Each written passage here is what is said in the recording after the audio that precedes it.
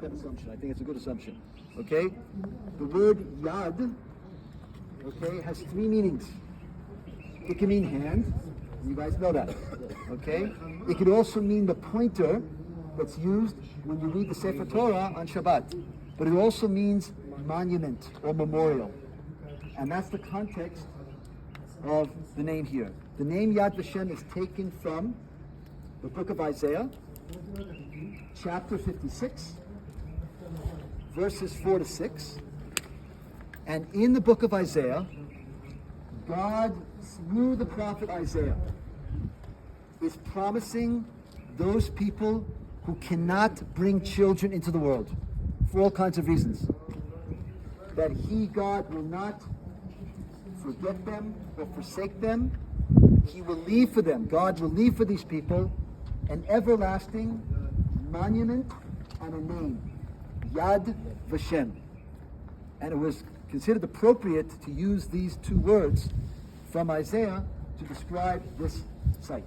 And just so you understand, this place was conceptualized in 1942. If you saw the unit in the Moodle, in 1942, we're just getting started murdering people, mass murder. Yeah. The mass murder itself, systematic, begins in the summer of 1941. So how could somebody here from the kibbutz in the north of the country come up with this idea? He doesn't know what he's talking about. They're thinking about the hundreds of thousands of people being killed. They have no idea. By the time they're thinking about it, you already have 1 million people dead. And they have no idea what the numbers are going to look like. But they're thinking that when the war is over, in some future date, and there's actually a Jewish state here, we have to create a monument to those people who were persecuted and murdered here. But they don't really know what they're talking about. But they're already conceptualizing it, okay, in 1942. 1945, and I probably said this in the book, but I want to emphasize again if you understand, and I said it in the classroom on Tuesday, but it's important to internalize it if you want to understand how this country views this story.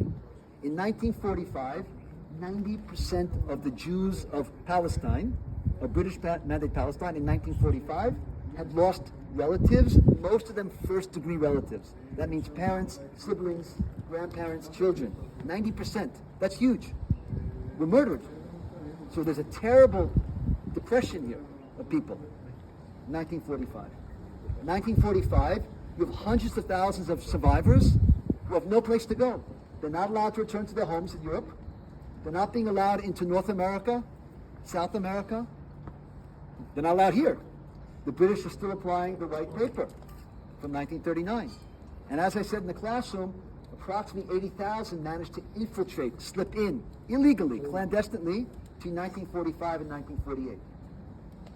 May 14th, independence is declared, and the following day, a new state can open its doors to unrestricted Jewish immigration.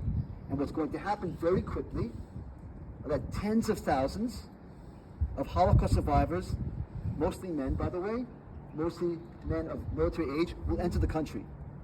And as I said in the classroom on Tuesday, by the end of the war, in 1949, about half, 50%, of the Israeli soldiers in uniform were survivors. So I'm not saying that the reason Israel won the war is because of survivors, but I am saying that the kind of victory is definitely due also to fresh motivated manpower that entered during the war itself. Okay? I also said in the classroom, and I'll say it again now, okay, by 1960, 25% of the population of Israel were Holocaust survivors. Now you understand that these people had children, and they have a name. They're called second generation. And second generation children of survivors, okay, first of all, today they're more or less between ages 55 and 75. I'm in that category, although my parents are not survivors, okay? My parents were born in America. But I had friends growing up in New York whose parents were survivors. That's the category. Think about the age more or less, 55 to 75. And I'm sure other people here, how many here from the States, raise your hands? Okay, how many of those who raise their hands, no survivors or have family or friends survivors, okay? A lot of you, okay? Because it's a generational thing, okay? So if in 1960, 25% of the Israelis were survivors, 1 in every 4 people you would have bumped into in the supermarket, in the post office, on a bus was a survivor. And they raised their children in a very specific way. Eat everything in your plate, young man, because we came from, there was no food. Now, you know, in a natural order of things, I don't know how many of you are parents, probably a lot of you. If you're a good, in my opinion, if you're a good parent, and your 3-year-old boy is crying, you bring him into bed with you and calm him down, right? Anybody resonate for some of you guys here? Or your daughter, right? Imagine now, you're a 3 or 4-year-old boy or girl, and your father is crying, having nightmares, what he went through. Everything's upside down. It's flipped over. Okay, this is important. 1980s, early 80s, Israel had 2 successive prime ministers, Menachem Begin, followed by Yitzhak Shamir, whose entire families were murdered. Menachem Begin's father, mother, sisters, and brothers. Yitzhak Shamir's father, mother, sisters, and brothers were all murdered in the Holocaust. That's huge. Think about that. Think about that. Not that they just became refugees, they were all murdered. You know, so we always assume, we look at our national leaders and we think they don't come from somewhere. What does it mean? What does it mean psychologically when you're a prime minister of a country and your entire family was murdered just because of their identity? That has to impact how you view the world, how you view threats in the world, and so on and so forth. Okay? Shimon Peres' grandfather was burnt alive in the synagogue. Okay? Former Prime Minister Yair Lapid, for 5 minutes, okay? Father, Holocaust survivor. Benny Gantz, second generation. He's got a parent, at least one parent, Holocaust survivor. So this is not something, this is not ancient history. You know, you guys are studying in the course about Abraham, okay, and Moses, and Jesus, and Muhammad, and these people are, for many of us, very important, very central maybe to our lives, to our faith, but they lived thousands of years ago. We think they existed, but we're, you know, it's kind of like they're, it's really, really far back. This is not that far back. I was born 19 years when this ended.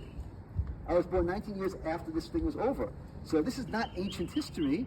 And as I said in the classroom, we still have quite a few people walking around here who survived this calamity.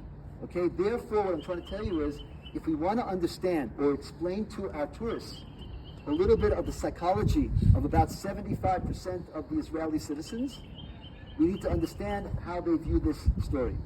Because this is part of the national psychology, psychosis, whatever you want to call it. And it's something you can't do, and it's not something, we're not 200 years away from it or 1,000 years away from it. It's something that touches us still. It touches our deepest fears, our deepest fears. Okay? And now I'm going to say something very political, and I apologize.